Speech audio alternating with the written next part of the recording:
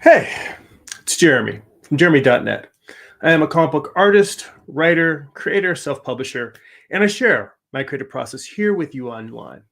If you enjoy these live streams, would like to get additional bonus live streams twice a month, you can become a Patreon subscriber for as little as $2 a month. Head on over to patreon.com/Jeremy. It's patreon.com/GERIMI. If you'd like to get a free digital sketchbook, work in progress animated GIFs delivered right to your inbox, blog posts about what I'm reading, what I'm watching, what's inspiring me creatively, you can sign up for my free monthly newsletter at newsletter.jeremy.net. And if you'd like to purchase physical copies of my comic books, if you read digitally on Kindle, you can go to amazon.jeremy.net. They'll forward you to my Amazon author page. You can pick up my books there. All right. And so last week, I was doing a session of fixing bad figure drawings. A regular part of my creative practice is doing going to life drawing classes, drawing from the model in person, and I believe it helps tremendously with both my anatomy and structural drawing, but also with my storytelling, design, composition. It helps with all of those, having to be in front of a live model, thinking and working my way around that. And we had a question about working on toned paper. I see James is in the chat already, and you hopped over to YouTube. He said no Facebook today. What's weird is I should be streaming on Facebook, but I didn't create this. I didn't set up the stream beforehand, so it should be visible on my Facebook page. But Facebook is really bad at pushing that out unless I do the pre-event setup for it. So it is streaming on Facebook, but I set it up like right before starting. So that might be why either you're not seeing it or Facebook is saying screw you. You don't do it early. We're not letting it out there. So if you flip back over to Facebook and you can see it on there, then fantastic. I figure watch wherever it's easiest for you to watch. But I am glad that you're here, James, because we're going to talk about that drawing on toned paper thing that we were talking about last week. So let me get my light on over here. And oh, cool. And speaking of figure drawing, James says, I went to the Alameda Artworks in San Jose for figure drawing a few years ago. You know what? I feel like if a week goes by and I don't go to a figure drawing session, it's like I'm just not quite in my element, or I feel like something's missing from the week. It's like when you've done enough going to the gym. A lot of people hate working out, but when you do it long enough, you get to a point where let me switch over to the camera while I'm rambling here. But when you do it long enough, you get to a point where it feels weird to not do the exercise, to not work out, to not do whatever the thing is that keeps you going, that energizes you, that wakes you up, puts some pep in your step. And that's kind of what working from a live model does for me. So anyway, I'm going to see if I can set this up. I can zoom farther out so that you can see more of you see the reference at the same time, but I think it's probably more beneficial to just see what I'm drawing. So this is a drawing that I did in class, and I actually don't think there's a whole lot that I need to fix here.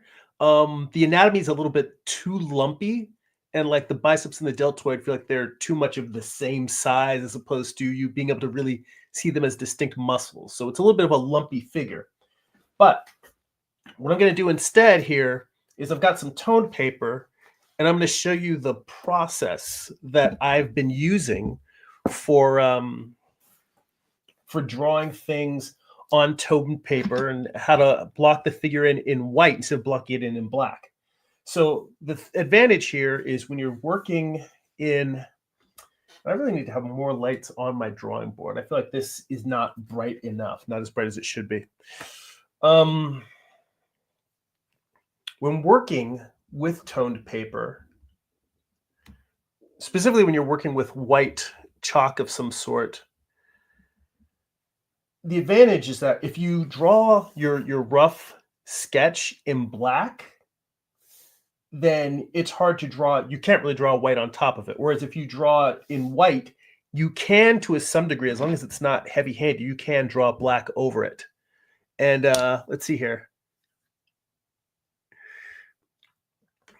James mentions, great. I don't know if being mechanically inclined helps with artistic skill in any way, but I may be inclined like my dad, my stepbrother are. What with working my car, I think that there's all kinds of different types of intelligence that are useful, that are helpful, and I think that one can carry over to another. So, having a mechanical intelligence may help with figure drawing.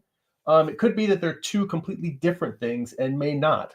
I think it's the way that the human brain processes creativity and work and process is so unique from person to person that I would be hesitant to make any grand sweeping statements that one is or isn't true. I just figure if something helps you and you're better at it, then lean into it. Let's see here. Oh yeah, James is here. Said like using, in terms of blocking it in, like using Conti crayon. These are very close to Conti crayon. This is a little nub left of a general's. Whoops. So this is a. Let me see. I don't know if this will even show up on the camera. But this is a General's white compressed charcoal, number 958. And they come in pretty small sticks. It's only like the full stick is probably only about this big. And then I've got this little piece that I've got down to a nub. What I prefer to do is I prefer to block it in with the same way that I use, typically I use a General's 4B for figure drawing, and General's makes a white charcoal pencil, and I like using those for doing my block-ins, and then I'll usually switch to the compressed charcoal stick for actually drawing my lights. The problem with is that the charcoal pencil is a little too crumbly. It breaks a lot more than a normal charcoal pencil. So I like the line that it gives me, but it's really, really hard to get something that is consistent. So I am drawing this in light, and it's difficult for you to see because it's white on toned paper. In fact, let me, just as a test, I'm going to turn this light off and see if you guys are still able to see. Nah, it's too dark. Maybe if I pull the light away a little bit, I want to get it so that you guys can actually see the white as I'm putting the lines down. So it's very, very pale, but what I'm trying to do is the same approach that I generally have, which is block in with stick figures. That is still the same approach. So I'm really just trying to do a basic cube for the rib cage, like kind of a rounded cube for the rib cage, a rounded cube for the pelvis. And then depending on the angle or the position, I'll either do a cube or a cylinder for the limbs. This leg is out too far. This is the time to make all those measurement corrections. Is in this stick figure stage. Let's see here. I can't remember if I said, hey, Byron. I literally, my brain forgot whether I threw you up on the screen or not. So I'm saying, hey, again, even if I just said it a minute ago. My brain is sort of like going back and forth between explaining my process, doing the actual drawing, and then talking to you guys. So my brain is is fragmented across the Burleyverse. Let's see here. See, Dylan is in the chat. How you doing? Omar is here. Says, hey, Jeremy. Damn it, move through the chat's moving on me. Hey, Omar, good to see you. Thanks for popping in. So James says, I can see the white. My concern using white sticks is visibility. Well, when I get done blocking this in, the whole point is that this white, as long as I keep it thin, light lines, I can draw on top of it. If I were to go in here with the full level of shading that I use, in fact, as I'm doing this, let me just grab another piece that I did. I keep this nearby on my drawing board because I think this is one of the best examples of the process that I've done. So with this one, in the same way that I started the one that I'm working on now, the same way I started this white that you have in here, this you can't draw black on top of. When you get in there and really do the highlights and work in the lights of the value, yeah, you draw black on top of that, it's going to get muddy. But when it is just so the visibility is definitely there. It'll show up fine. But when you're doing this block in stage, and it's very similar to when you're blocking in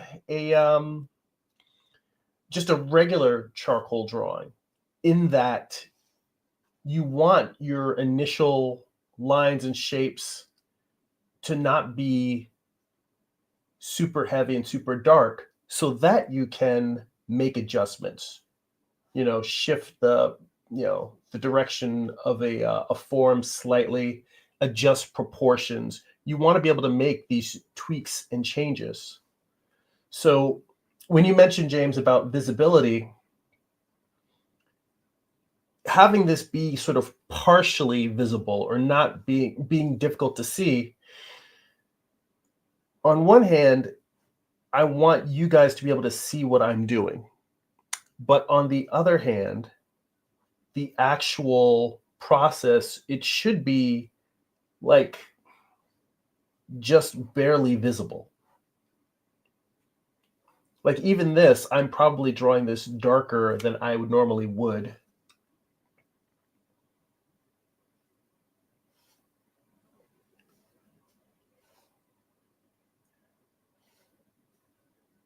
Let's see here.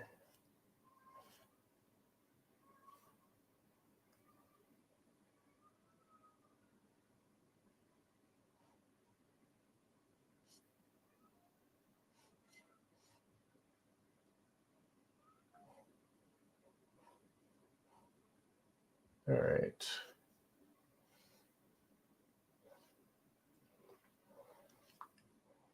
I got to bring his rib cage in a little bit. It's a little bit too big. And also, there's a certain point at which I realize I'm getting too much chalk on here. And I need to be careful, because there is a point where blocking this in, it will become too much, and it will be difficult for me to make the types of adjustments that I've been talking about.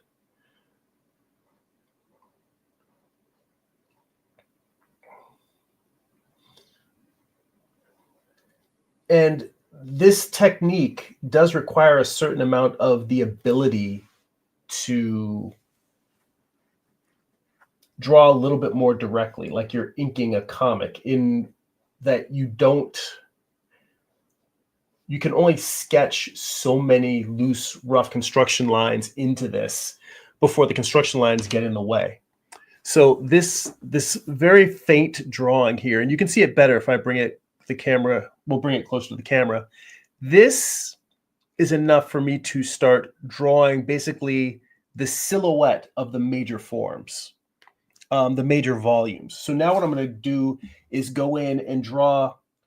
It's going to be kind of the equivalent of both. Go in between, clearly trying to define the silhouette of the overall form while still trying to create volumetric individual limbs. So I'm kind of going back and forth between shape being the overall figure and volume of, each limb and the torso. So let's see. So Dylan in the chat says, I would like your opinion on something, Jeremy. Do you remember my idea with the monsters? Well, I was going to name that series Salem 6, but I saw in Agatha that they have a Salem 7. Um, and also on the side, I would say that there's a oh, I was thinking there's a Jack Kirby comic that was published by Topps, and it was called The Satan Six. So it's kind of like a supernatural, like damned redemption, damned villains trying to redeem themselves type thing. But let's see here. So Dylan says, should I change the name or would it be different enough since there's only one witch and 5 other types of monsters? I'm of the mindset that if there's a title that's too close to the title I want, I try to come up with something else. And the way I look at it is if you've got 6 characters, then what I would try a couple of different approaches. First, this is what I would do. If you can't find anything else that you like, then yeah, then stick with Salem 6. But just as an exercise, I would try to come up with a list of 10 names where you use Salem and then something other than 6. So you can get the alliteration of it. And it's Salem something else. Try a bunch of S words and see if you can come up with something else. And then try another alternative where you come up with something that keeps the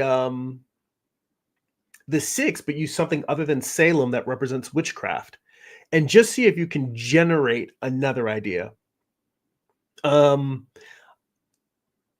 can't remember if there actually is a comic book of a team called a Salem 7. And it's worth looking beyond just Agatha all along. There may already exist a Salem 6 team. So it's worth checking because there's a Satan 6. Like I said, the Jack Kirby comic. I think it's always better if you can find something that stands out and that doesn't sound like something that already exists. That's for the best. And then if you can't, then as long as no one's actively publishing a Salem 6 comic book, then I'd say go for it. But I think it is worth at least trying to come up with some better names, and you might discover something you didn't even think you would like better. And let's see here. I see Chris in the chat. How you doing, Chris? Thanks for stopping by. And Chris asks, is this chalk? It is. It's compressed charcoal stick. So I am going to. I'm going to do a little bit of my process of drawing on toned paper. It's something we were talking about last week. I didn't get a chance to show me building a figure with, using a toned paper, basically using a white underdrawing instead of a black underdrawing. Let's see here. And hey, James already coming in with the strong assist right there. The Salem Syndicate. I like Salem Syndicate. That's pretty good. I think that Salem Syndicate right there is a pretty good one to go with. I would still do the exercise of multiple. Like I like lists because I was telling my wife this the other day about coming up with different ideas, whether it's character names, plot ideas, whatever it is. That like your first idea, the first 3 things you put down suck. The next 5 are kind of okay. And then like the last 2 are where you actually get something that you're like, oh, wait, this is new and interesting and different. So it's worth pushing yourself, even if you end up going with something earlier in the list. Let's see here.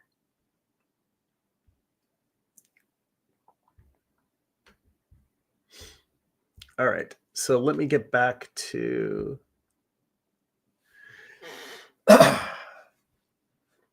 I'm wondering if it is worth it for me to just go even closer here with the camera.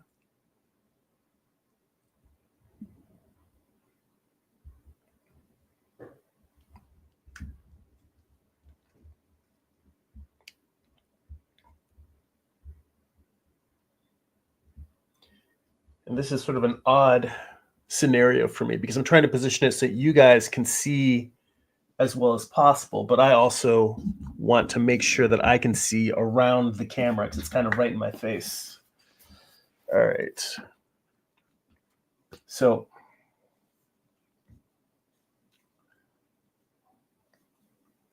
start here.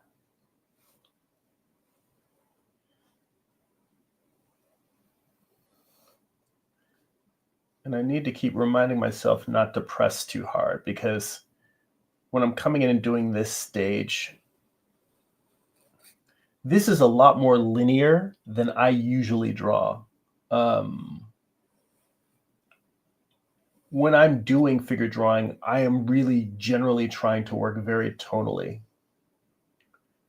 And by tonally, I mean as opposed to drawing outlines of forms, figures, what have you, I am generally, that line is in the wrong place. I'm generally trying to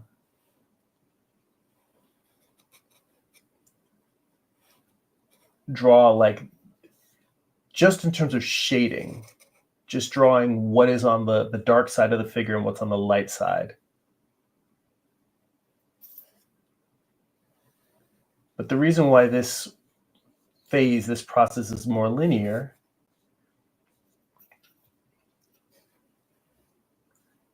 is because I need to keep the areas where there's going to be white chalk, I need to keep those open.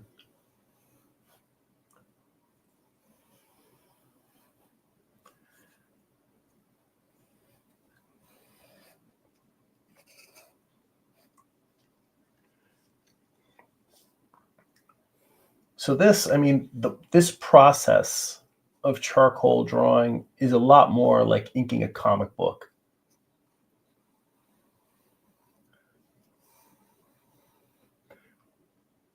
Which in comparison to my usual process, which feels a lot more like painting, and that's one of the reasons why I like figure drawing.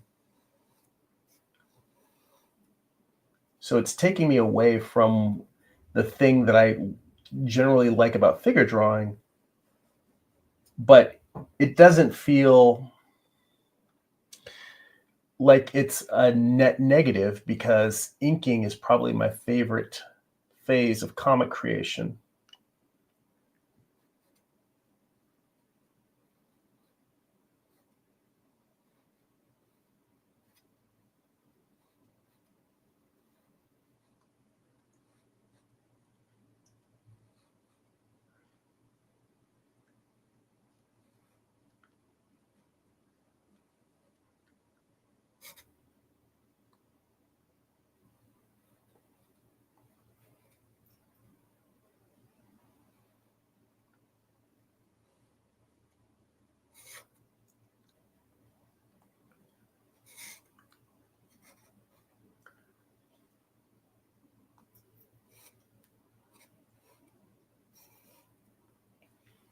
Let's see here.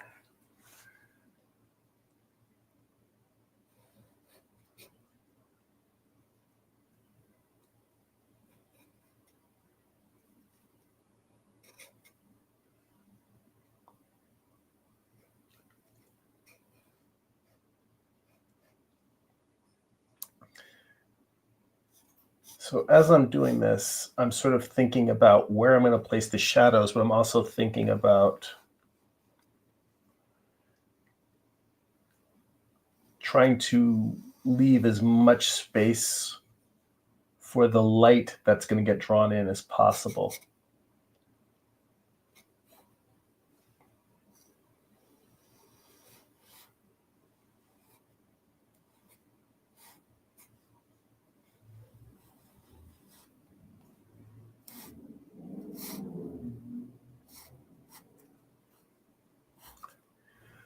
So all of that, the white lines that I was originally putting in to define this figure, most of it really is proportion, just to try and help me get this figure blocked in so that the limbs are in the right place at this stage.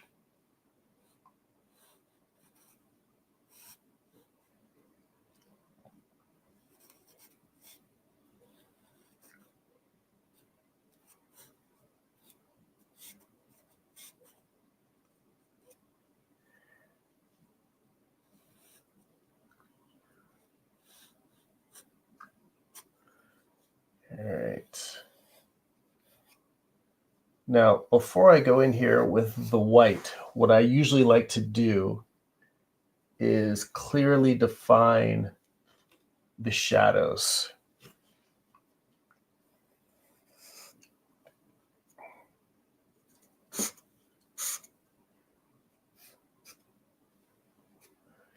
And this is something that actually the figure instructor that I studied with for years, Carl Ganas, I don't think that he actually really liked the idea of people breaking shadows down into just two-dimensional shapes. Only because there's enough of people making things kind of flat and graphic without having serious or careful consideration and thought. But for this process of working with the white chalk, I feel like that's kind of what I need, these clear areas of light and dark. So I'm starting over here on the far left. More, again, the reasons why this feels more like inking is because you can already see down here, I'm starting to get little bits of smudges. It's not a big deal. But as I move across the figure, I'm going to get more and more smudges just from little places where my hand, lays on the surface. If I was really concerned about this and I want to do a super clean drawing, I would put on some white cotton gloves. I have done that before for some drawings, but for this, not a big deal. It's just a little fun demo. But my goal here is to get all of the shadows blocked in, kind of like spotting blacks, except I'm not going to fill the blacks in yet. I'm just going to indicate where they're going to go, and then I'm going to work on the white around it. Because if I go in and I do all of the filling in of the black, of the shadows, it's going to increase the amount of smudging.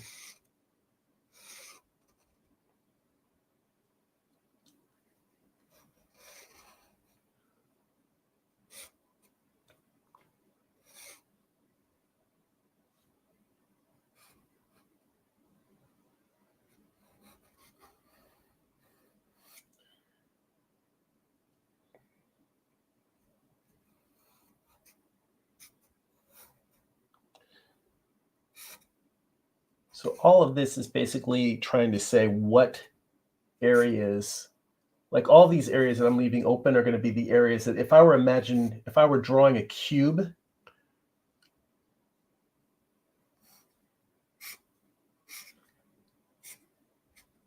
it's like I'm just trying to define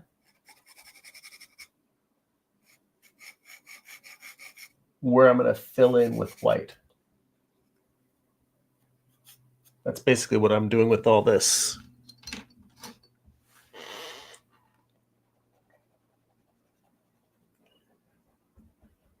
And I do actually wish that I had a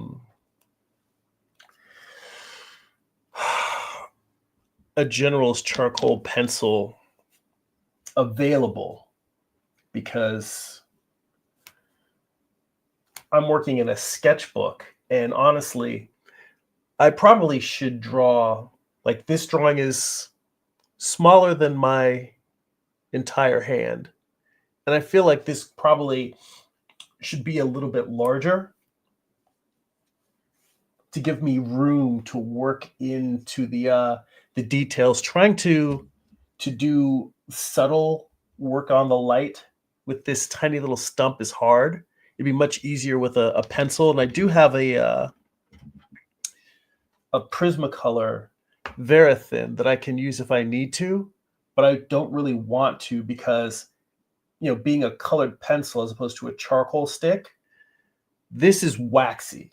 What that means is that anything I draw on top of it, it'll resist having things drawn on top of it, meaning that as much as the chalk that I can draw white on top of, I mean, I can draw black on top of the white with charcoal. Not so much with a colored pencil. So it'll give me some problems. All right, so let's see here. Got that coming around. Most of this thigh is going to be in shadow.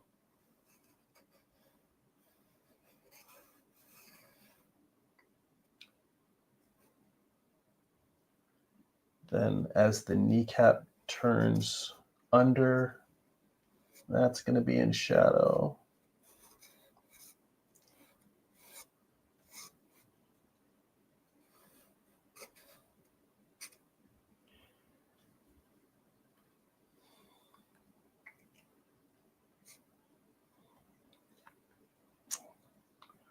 Let's try to work from the bottom up here.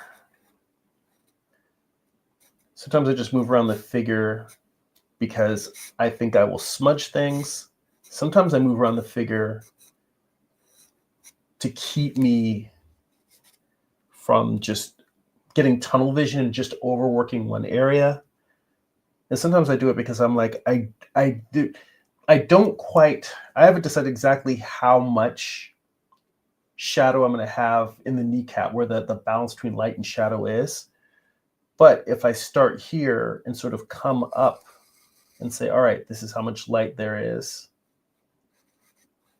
then it'll kind of help guide me.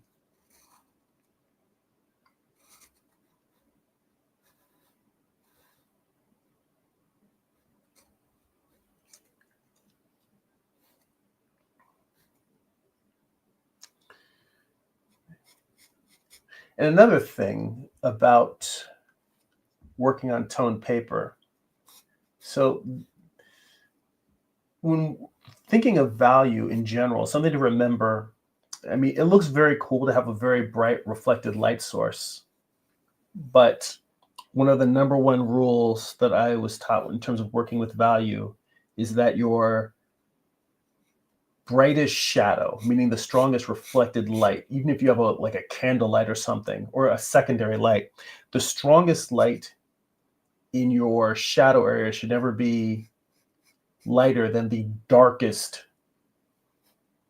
value in your light areas.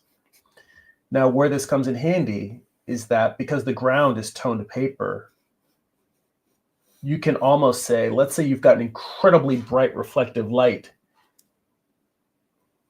still probably better to put a little bit of value in there. But you could say in theory that the tone of the paper can function as your darkest shadow, I mean, your darkest light and your lightest shadow. Like you could say that that tone paper, that off-white color, could be that if you have an absolutely bright reflected light. I mean, I would personally say that the tone of the paper is still probably a little bit too light to be your brightest shadow area or your brightest reflected light. It probably still should be a little bit darker than the tone of the paper. So at this stage, I've basically got what people that tend to do a lot of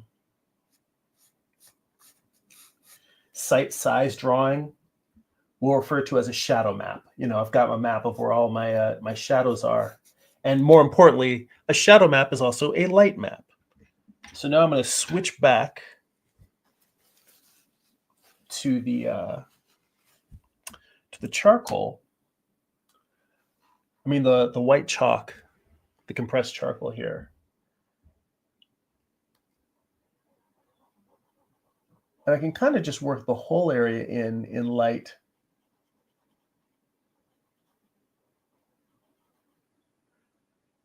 Knowing that I'm going to come back in and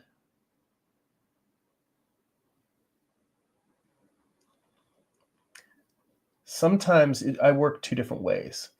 I'll go in and I'll just sort of get in some of the light, and then go back and put in sort of a highlight on top of it. And then sometimes I will just start with a very strong light, and then sort of use less and less pressure as I get farther and farther down, like I'm doing in here. Let's see if it is compelling at all for me to move in a little bit closer.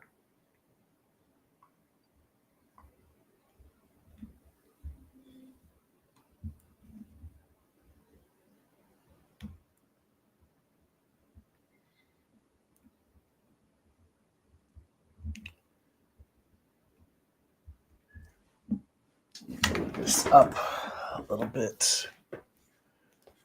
There we go.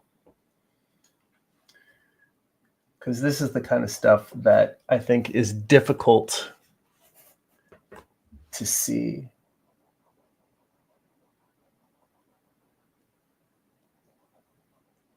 And so I'm already trying to think in terms of my light is coming down. So I'm going to have this top surface. Really, this cube that I drew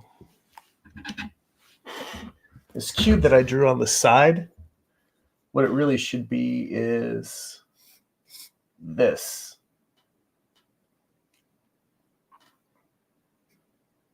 At least in terms of the figure that we're looking at.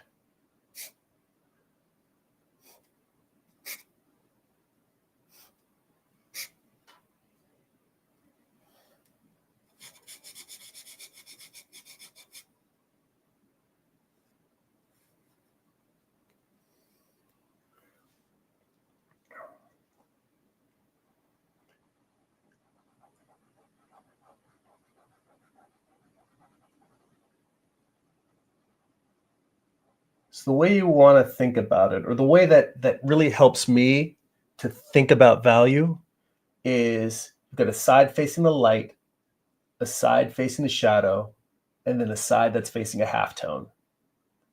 And if you can try and think of every form as a three-dimensional form with a top and a side and a bottom, if you can keep this lighting, whichever way you choose to have facing the light, whichever way you choose to have the shadow facing, because this could work if I were to flip these two. This could work if I put the light on this side and had this side be the halftone, or you can even have it underlit so you can have the shadow on the top. You could flip any one of these three, but what you need to do is throughout the individual figure, and if you're doing an illustration, throughout the entire illustration, if you can keep this consistent, that is how you create a sense of environment and volume. That's how you unify a piece with lighting. And when I say this knowing that sometimes I just get caught up in details and I can be inconsistent. So I'm telling you this, acknowledging full well that I fall down here sometimes. But sharing this with you, hopefully this is the kind of thing that helps keep me honest about trying to stay consistent with that.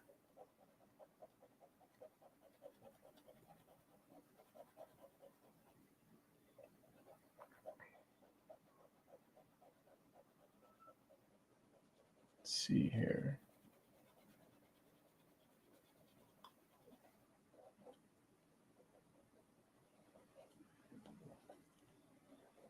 And to be honest, the light, yes, it's coming from above, but it's coming from above and slightly to the left as well.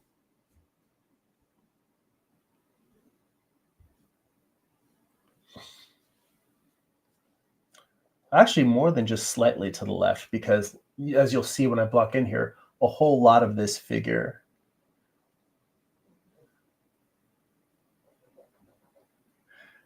is in the shadow here. Now, a nice little thing that you can do when you're working with with toned paper is you can put that chalk right up against an area like this falling into the tone of the paper, having a strong white right next to it is not quite the same level as having a black and white right next to each other like an ink drawing, but it does pop a little bit more. That contrast of edges can really make it read as a form that is turning and changing direction. Let's see here.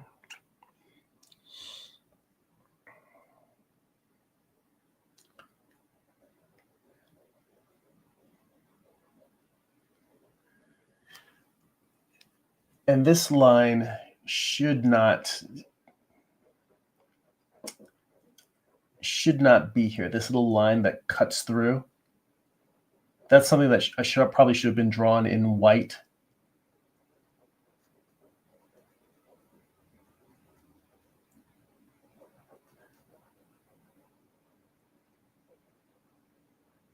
As long as you don't do it too often, you can kind of draw over the white, over the black with the white, but it's not something I wouldn't rely on being able to cover up mistakes with that. And the only reason why I'm not going in there and trying to erase it is because I feel like it'll probably do more harm than good. Because you get a bit of a gray smear whenever you erase. And I don't want that gray smear in here.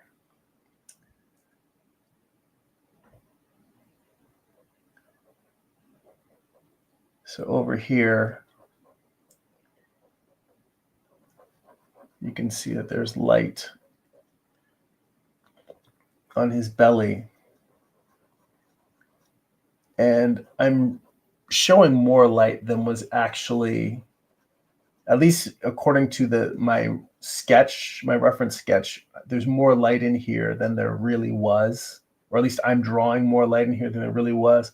So I might be destroying a bit of this illusion. I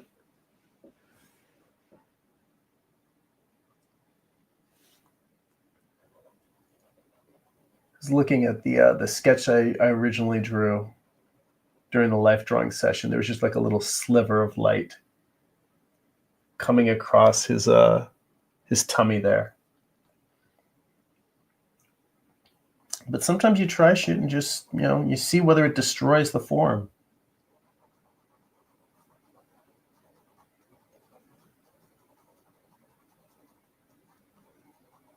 It's more like I'm putting a note in that because I want to see how this comes out and say, okay, is this something where I will learn that I don't need to be obsessive that much about certain shapes or forms, or this may be a learning point and I'll say, oh, I really needed to go back and fix that shadow shape.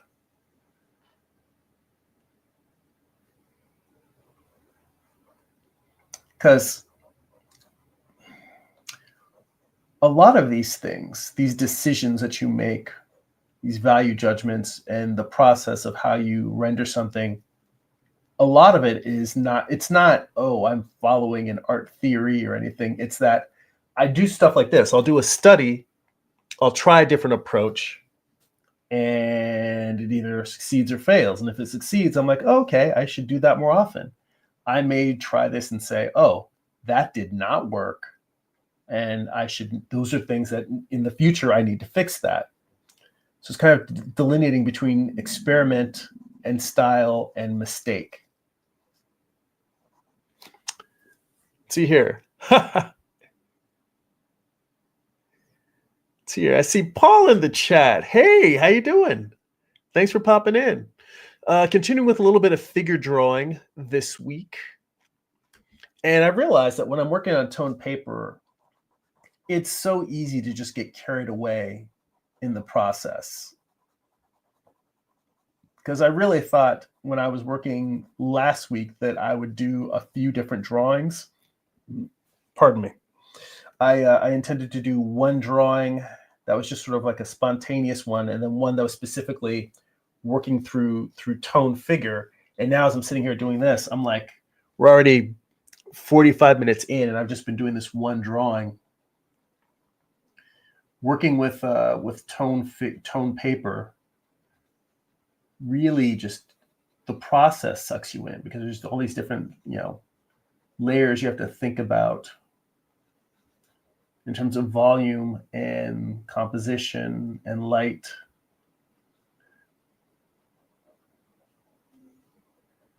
I mean, really, volume and light are, to me, two aspects of the same thing.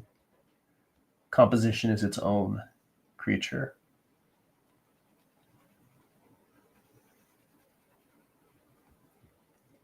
Let's see here. Oh, and I guess it's working, because James says I can see the volume. Good, thank you. I'm glad that's coming through. I mean, it's similar to, like I said, this little diagram that I indicated up here. Like, yeah, I have not gone back in and filled in the blacks yet, but just by defining the lights and the halftones,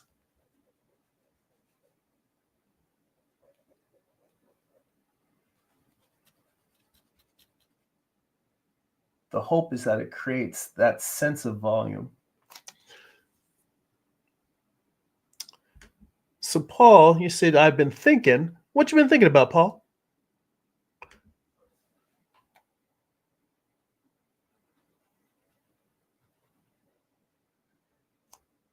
Always great to see the fantastic Paul Pate hanging out. This is another one of those, I'm looking at this and I'm knowing I might be making a mistake, but this idea of just putting a tiny line of light on this underside, but running around like a key light, or rim light, not a key light, a rim light on the outside of the lower leg right in here. We'll see how that plays.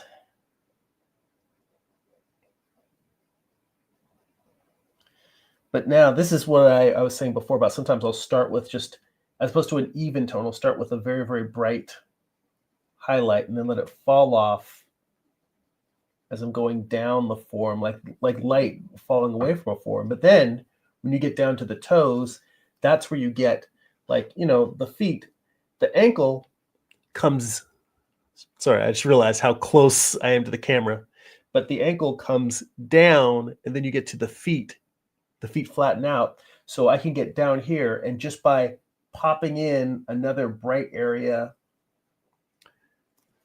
at the top of the feet, you can create a sense of plane change. And that plane change, that's what I'm talking about when I say volume and lighting are two aspects of the same thing. This isn't you can also consider it a compositional decision, but for me, it is a decision of using light to describe what the forms are doing. Because light has two functions. It has the descriptive form, the job of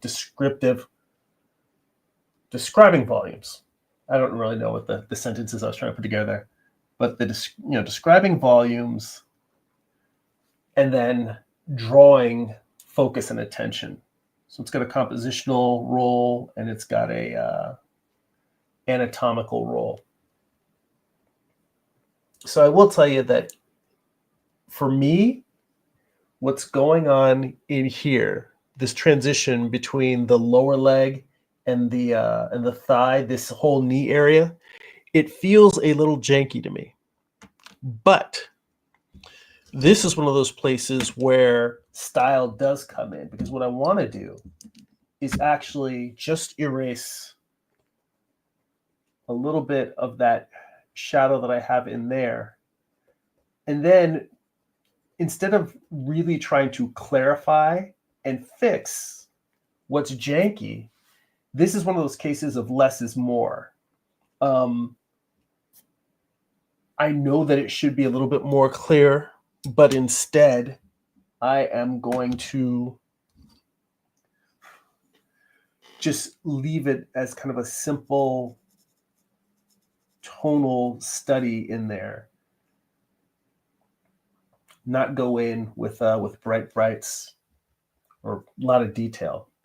Just let the silhouette just be what it is, and let the viewer's eye decide. Let the viewer's eye fill in the anatomy instead of really, really clarifying and describing it. Getting the silhouette close enough that a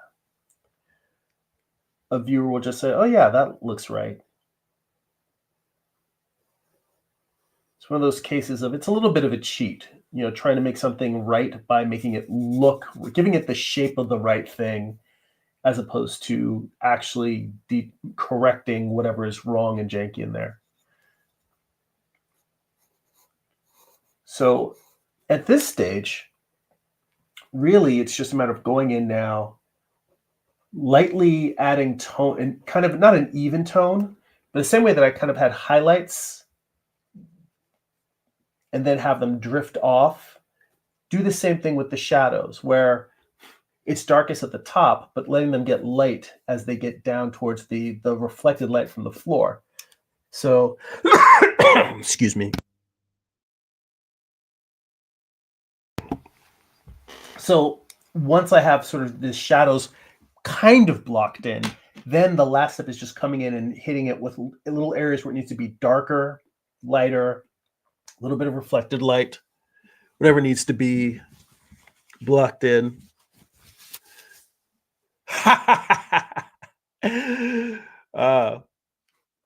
Paul says, isn't that figure the thinker? Interestingly enough, I realize I didn't even make that connection. Yes, it is the same position as the thinker, but this is drawn from a live model in figure drawing class. The thinker has his hand resting on his chin instead of wrapped around his head. But other than that difference, this really is the exact same pose as Rodin's thinker. But this is from a figure drawing class that I was in a couple weeks ago. Yeah, Paul says, I've been thinking how I have to explain all my jokes. No, that is my artistic tunnel vision going in there. That's a great, interesting question, Paul. Does talking or having to does being in the throes of the creative process interfere with your humor? Because you're a funny guy, you're a very funny writer.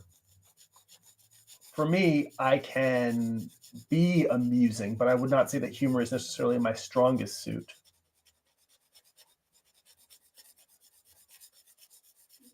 But as we've seen just a moment ago, my sense of humor can completely disappear, and I can become very much like somewhat on the spectrum. When I'm drawing, everything becomes literal because my brain is in a completely analytical mode. Of course, it also depends on what I'm drawing. If I'm drawing something that's very easy, or if I'm inking, then yeah, I'm more like my usual jovial comedy self.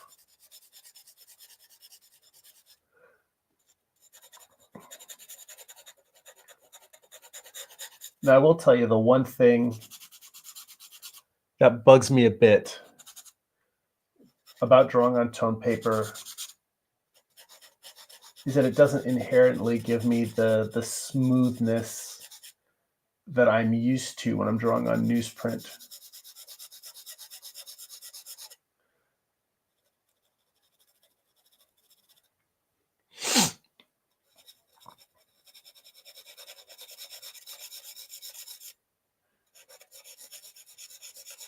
But that question about humor while drawing,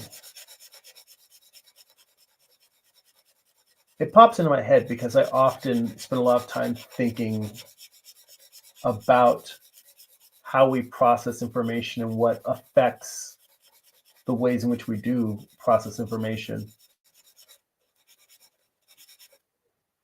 Because there's times when I'm making art and I lose all sense of awareness of other things other than the actual thing I'm working on. And then there's times when I'm making art and I become hyper aware of what I'm thinking, of what I'm feeling, of physical sensations, like a hummingbird floating in slow motion, where every single moment and movement becomes captured in amber. High-speed photography.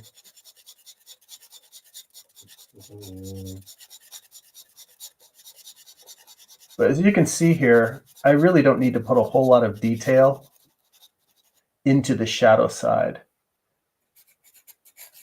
All I really need to do is just refine areas of shadow so that you get a sense of reflected light in some areas.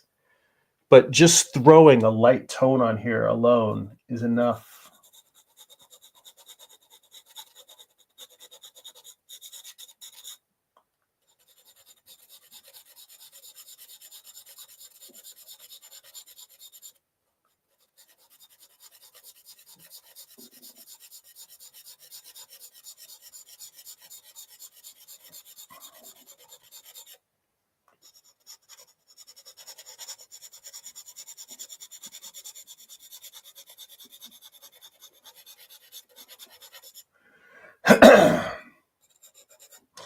See, there's something in here, right here. There's a little kind of a nodule.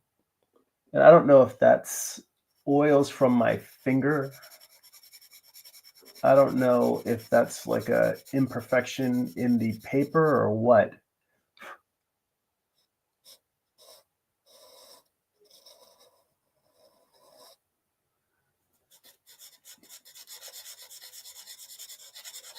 But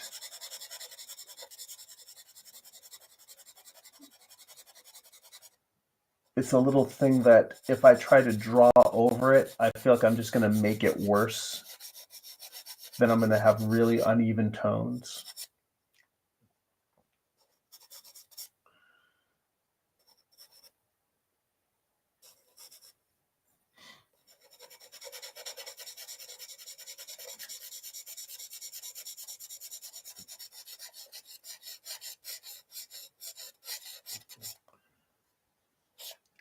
So let's see here.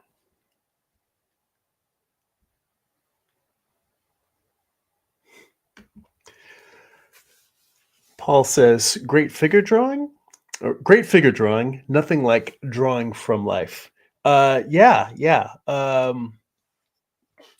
At the top of the stream, I was saying that this is sort of like my my happy place, my mental relaxation to kind of bring me into the zone.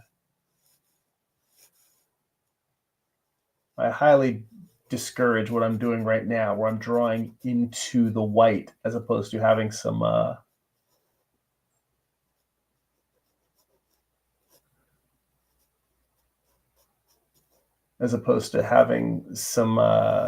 half tone or tone of the paper around it. But it just seems like this shape does need a bend in the stomach there. And then from this point, it's just a matter of coming in here and maybe strengthening some of these core shadows, or putting darkness right around reflected light. Both of those things I'm kind of doing simultaneously, and both of them help increase the illusion of volume.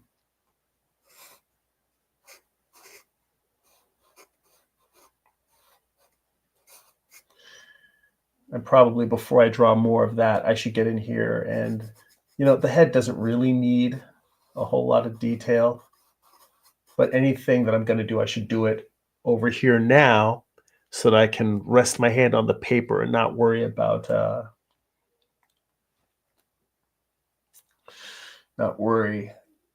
smearing and smudging.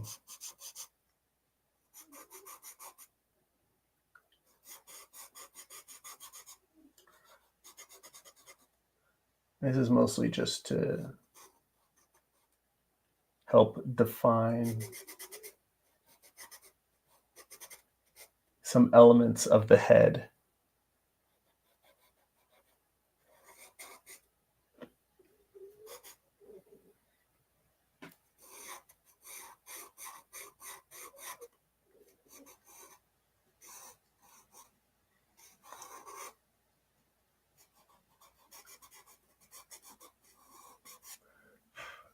And this is also, I think, people that constantly say, I don't know when to stop on a piece. This is where we get into that danger zone of it's mostly there and I need to not over render, because this really doesn't need a lot, and there shouldn't be a lot of detail in the shadows because detail tends to be in the light. It's what light does, is it reveals detail. Shadow obscures it.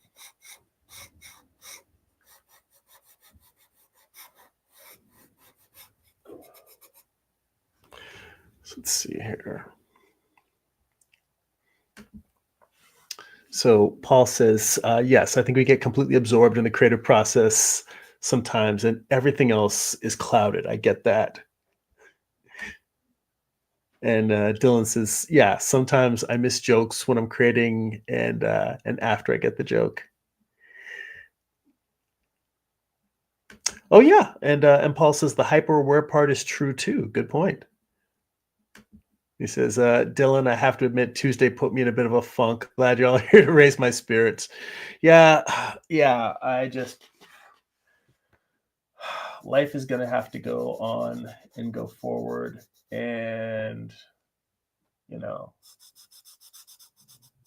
think we're all going to go through fits and starts of places where we're going to be bummed out, or there's going to be big changes or big news. We're going to be like, what? This is happening now? But, I mean, at the same time, it's all we can do. Keep moving forward.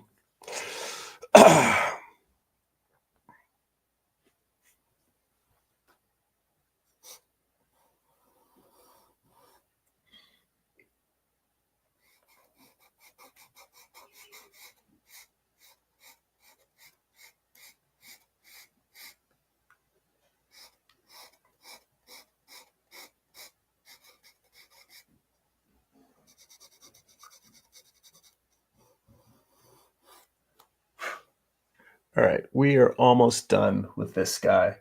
Now, I will tell you that I'm already starting to get into that area that I was talking about where I'm putting too much detail in there. And I feel like this is actually like it's just drawing too much attention from itself. And the nice thing about charcoal drawing is that you can just go in with a blending stump or a piece of tissue or whatever and just, it's not obliterating all of the detail, but it's just rubbing down just enough.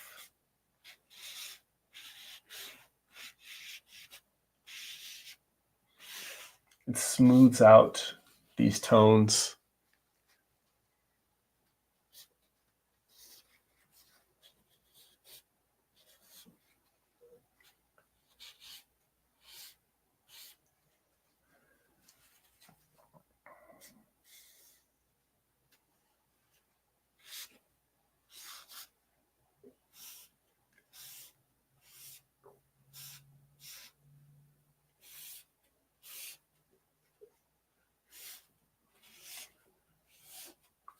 Yeah, I'm almost done here, which is good because we are at the top of the hour, which is about time to wrap up. So if anybody has any last minute thoughts or questions, whether it's about this art approach or art in general or comic stuff or what have you, last call as I put these final finishing touches on the shadows here.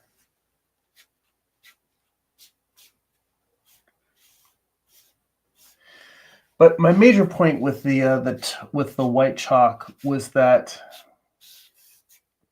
you can still see little places in here. There's little fragments of white sticking out through here. But also, as I'd said, I was drawing with a lot more, a lot darker than I normally would when working with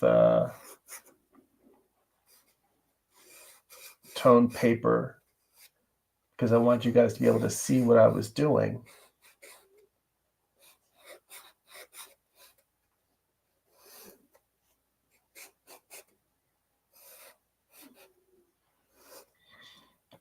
So I would recommend, if you want to try this approach, try it, but intentionally try to draw as light as you possibly can, lighter than I did it, so light you can barely see what you're doing.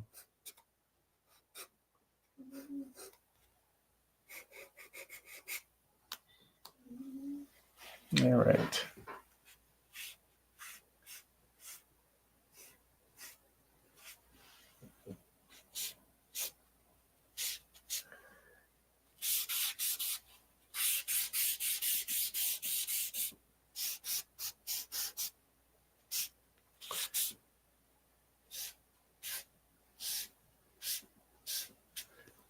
And I think just to play with that reflected light idea that I was talking about earlier. Let's see here. Paul says, I'm excited about a new art project. I bought some chalk and plan to do some quick small drawings in public spaces. An artist named David Zinn is my inspiration. Cool. I'll have to check that out. And he says, last call. I'll have a Crown Royale and water. Heavy on the crown. Nice, nice. The art bartender. So the power of reflected light and how strong the tone of the paper can be. If I come in here and I just pull out with my eraser, I just pull out a little bit of this shadow. I'm not even going to go like full erase, just this, but you'll see how much that pops. In fact, it pops so strong, I probably need to do the same over here. Otherwise, it's going to feel off balance.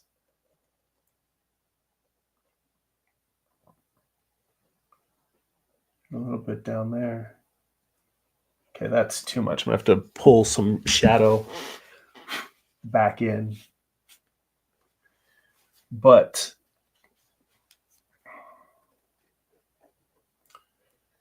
you can see how having just the base tone of the paper in a shadow area almost feels as bright as like white chalk if it's surrounded by darkness.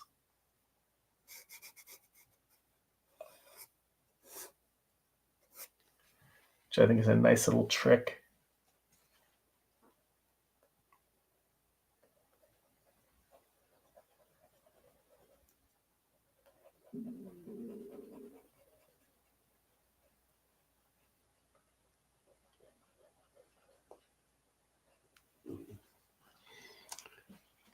And you come in here, and that's another thing. I'll come in and I'll pull out a little bit and then bring it back down. Keep it from getting out of control. Sometimes you have to do that where you can't just erase exactly the amount that you want. It's almost like you have to go overboard. and then back.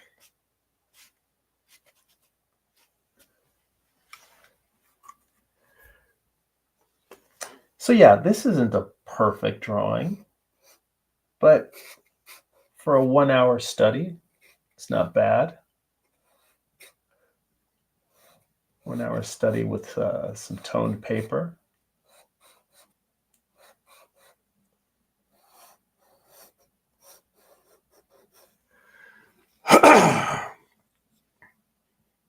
I kind of obliterated the arm wrapping around the head here.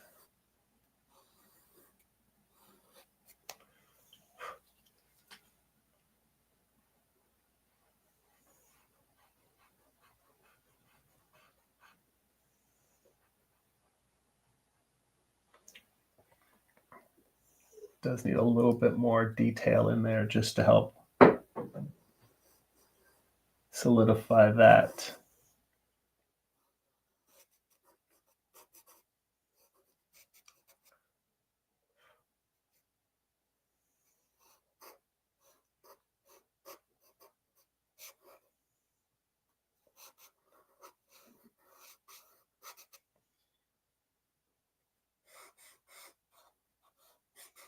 All right. I think that pretty much does it there.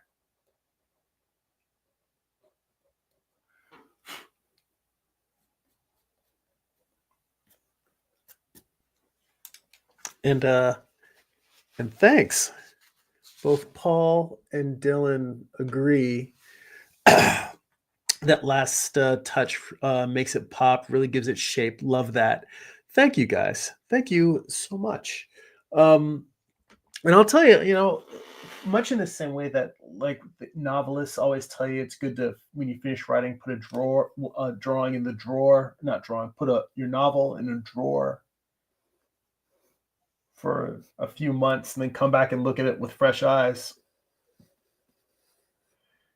It is worthwhile, even with drawings as well, to like have a drawing that you're like, oh, okay, I finished this. It's good. I'm happy with it.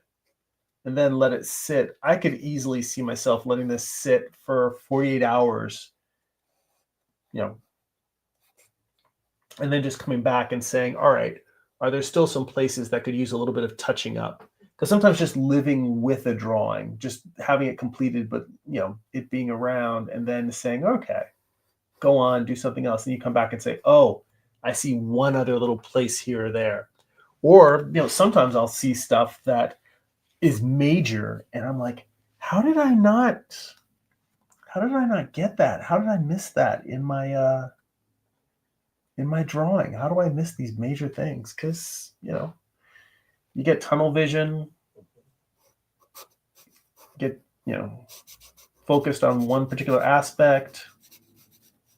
And also, drawing while talking is not always the easiest thing.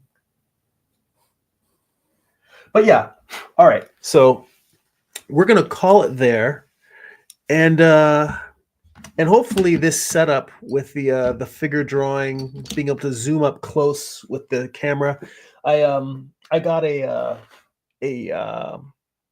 Ahsoka camera, which is sort of it's in the vein of GoPros, but it's a more affordable one. And so far, in terms of the features and the quality, I am pretty happy with it. So, if you guys feel like this is an improvement in terms of the process of watching me when I'm, drawing with physical media, let me know. All right. Let's switch back now.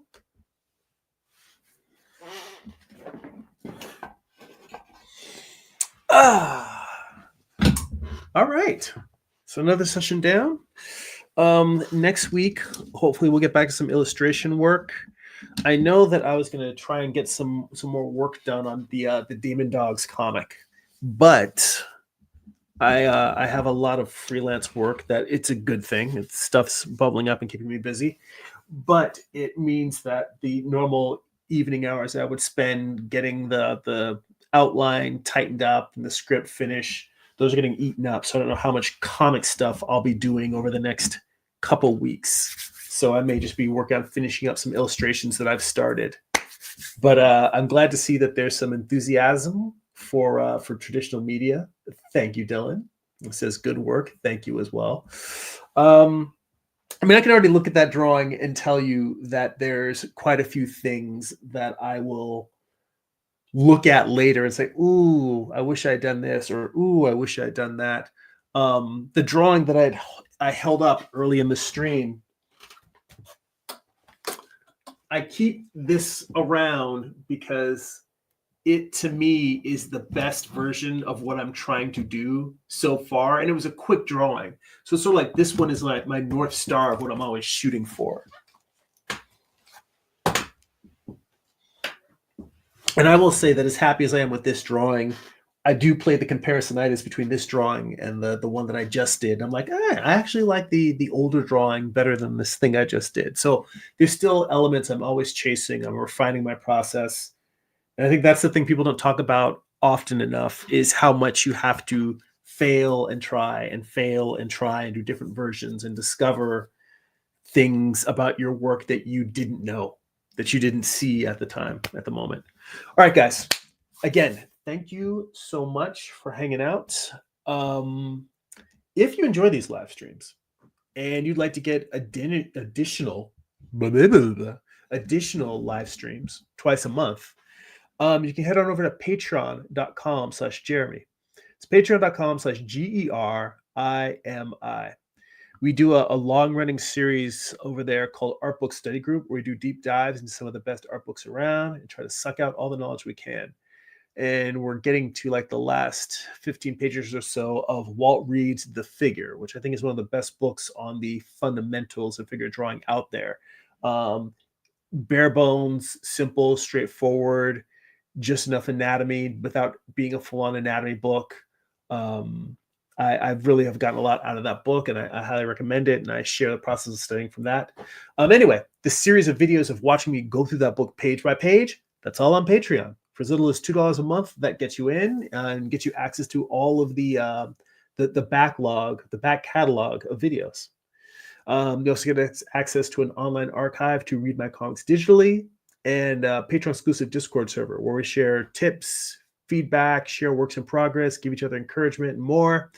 It's more of the conversation in the chat, but just going on throughout the week. All right, guys. Let's see here. Oh, newsletter. Head on over to newsletter.jeremy.net. You get a free digital sketchbook, work in progress animated GIFs delivered right to your inbox, blog posts about what I'm reading, what I'm watching, what's inspiring me. Newsletter.jeremy.net. That's GERIMI. And finally, if you want to purchase physical copies of my comic books, or if you read digitally on Kindle, you can go to amazon.jeremy.net. You can pick up books like my first graphic novel, Eye of the Gods. It is a standalone psychological thriller about a man cursed with visions he cannot control. You can pick up my most recent comic book project, Morning Star. It's a retelling of Lucifer's Fall from Heaven as a Western. So it's an 8-issue series. Volume 1 contains issues 1 through 4. Volume 2 contains issues 5 through 8. Both have extensive back matter, character designs, thumbnails, page layouts, photo reference, and more. I basically show you how I put the entire book together. So if you want to see the whole process, check that out. Pick these books up. And if you want to see what's inside the books before you buy, head on over to the homepage of my YouTube channel, which is just youtube.com/Jeremy. And there are book flip throughs of all of these. You can see what's inside before you pick them up. Guys, thank you so much for hanging out, spending time, the great conversation, great comments. I hope this was interesting for you. Hope you learned something or gave you something to think about and experiment with your own work as well. And thank you for the shout out, James. He says it's a great newsletter. Thank you so much, James. I appreciate the endorsement. All right, guys. Thanks so much. That's it for now. Go be creative.